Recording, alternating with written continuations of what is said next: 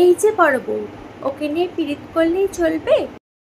এদিকে টেবিলের ওপর যে এঁটো বাসনগুলো পড়ে রয়েছে, সেগুলো মাজা করবে কে? হ্যাঁ, কটা চিচাকর আছে?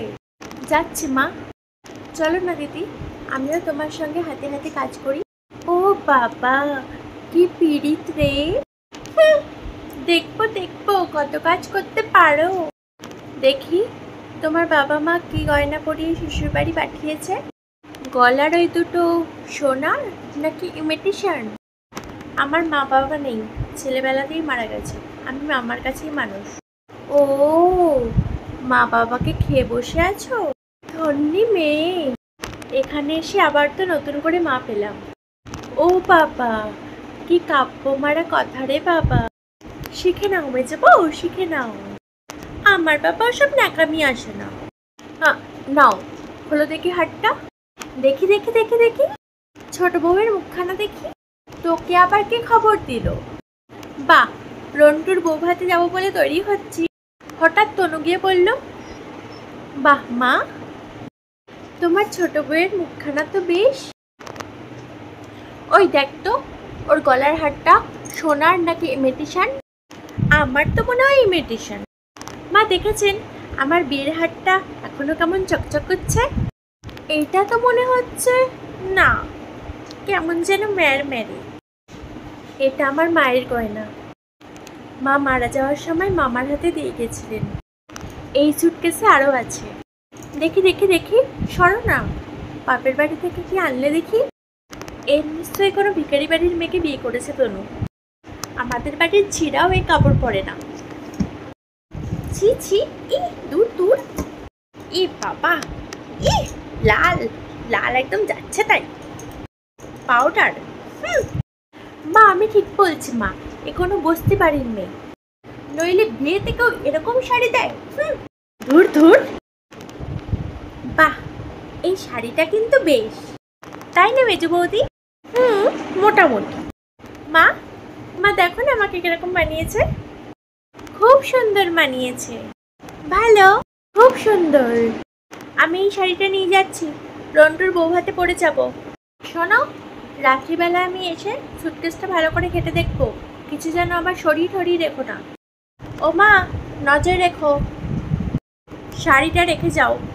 রেখে যাবে মানে? তুমি শুনলে না ও এটা পরে ওর বন্ধুর বউ ভাতে যাবে? বউ ভাতে যাবে? নিজের শাড়ি পরে যাক।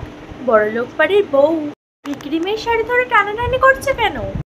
ও মা, মেয়ের কি চোপা গো! আসতে না আসতেই আমি বলছি শাড়িটা ছাড়ো। না, আপনার মেয়ে নাকি বলছিল যে আমার মামা যে শাড়িগুলো দিয়েছে সেটা নাকি ওদের বাড়ির ঝিও পরে না। তা মা, আপনি আপনার মেয়ের বিয়েতে এমন কোনো ভালো শাড়ি দিতে পারেননি যেটা পরেও রন্টুর বউ ভাতে দিতে পারে? আপনি তো দেখছি আমার মামার থেকেও বেশি ভিখারি। কি কি বললে তুমি আমার মাকে? বুকে খুব বাঁধলো না? ঠিক আমার বুকেও এমনি করে বেঁধেছিল যখন তুমি আমার পিতৃতুল্য মামাকে ভিখারি বলেছিলে। চুপ কর, চুপ কর ছোট। না, তুমিই তো যত নষ্টের গোড়া। ও আসার সঙ্গে সঙ্গে 7 তাড়াতাড়ি কেন নিজের ঘরে নিয়ে আসলে এবার ঠিক বুঝতে পারছি। এর মধ্যে ওর কানে বিষ ঢেলে দিলে? দিদি কোথায় বিষ পাবে যে ঢালবে? আপনি আর আপনার মেয়ে তো বিষের জমিদারি নিয়ে রেখে দিয়েছেন। ছোট, শাড়িটা দিয়ে দে। না, আমার মামা খুব গরিব, বিয়েতে আমাকে ভালো শাড়ি না দিতে পারলেও এই শাড়িটা অনেক কষ্টে আমাকে কিনে দিয়ে বলেছিলেন বাড়ির যিনি গুরুজন তার পায়ে দিয়ে প্রণাম করুন।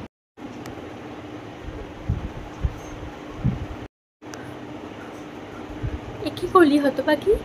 মা থাকতে আমাকে? ছোটবেলার মাকে হারিয়েছি, কত আশা নিয়ে বাড়িতে এসেছিলাম, নতুন করে আবার মাকে পাবো। কিন্তু বড়দি, ওনার যে মূর্তি দেখলাম এ তো মায়ের মূর্তি নয়। ওনাকে প্রণাম করলে আমার মরা মায়ের আত্মা যে কষ্ট পাবে। শুনলে মেজবৌদি, শুনলে? যত বড় মুখ নয় তত বড় কথা। ঠিক আছে, রন্টুর বউ ভাত থেকে আসি, তারপর তোমার হচ্ছে। দাঁড়াও, যাওয়ার আগে যে শাড়িগুলো ছুঁড়ে ছুঁড়ে ফেললে সেগুলো সুটকেসে তুলে দিয়ে যাও। তুমি বড়লোক বাড়ির বউ, তোমার বাড়িতে 10-20টা ঝিচাকর থাকতে পারে, কিন্তু এই বাড়িতে তো আর ঝি নেই, তাই কাজটা তোমাকেই করে যেতে হবে। কি হলো, তোলো। ছেড়ে দে ছোট। তুমি চুপ করো বড়দি, রন্টুর বউ ভাতে যেতে গেলে কিন্তু তোমাকে এই কাজটা করে দিয়ে যেতে হবে ঠাকুরজি। আমার বাড়িতে কি ডাকাত মেরে বাবা! যাই, ওনাকে বলি গিয়ে যাই। তুমি কোথায় যাচ্ছ? শাড়িগুলো তোলো। মেজো বৌদি, ও বড় বৌদি, ছাড়, ছেড়ে দে ছোট, ছেড়ে দে, নইলে কিন্তু রন্টুর বউ ভাতে যেতে দেবো না। তোলো।